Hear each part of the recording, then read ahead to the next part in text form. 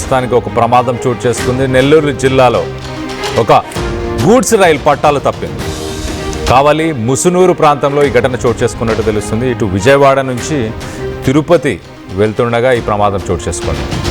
పట్టాలు 3 బోగీలు పట్టాలు తప్పినట్టు తెలుస్తుంది. స్వల్పంగా రైల్వే ట్రాక్, ఆ 3 బోగీలు పట్టాలు తప్పడం వల్ల ఆ రైల్వే ట్రాక్ ఏదైతుందో అది దెబ్బతినింది అని చెప్పి ఇటు రైల్వే అధికారులు చెప్పుకొస్తున్నారు.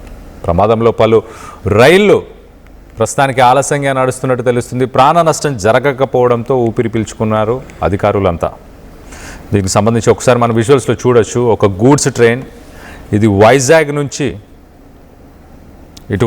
నుంచి ఇటు రేణిగుంట వైపు వెళ్తున్న సమయంలో గూడ్స్ ట్రైన్కి సంబంధించిన ట్యాంకర్స్, మరి దాంట్లో ఏమైనా పెట్రోలియం ఉందా, పెట్రోల్ కానీ లేకపోతే డీజిల్ కానీ అలా ఆయిల్ కానీ ఏమైనా ఉన్నాయా తెలియదు. కానీ మొత్తానికైతే 3 బోగీలు మనం చూడొచ్చు విజువల్స్లో.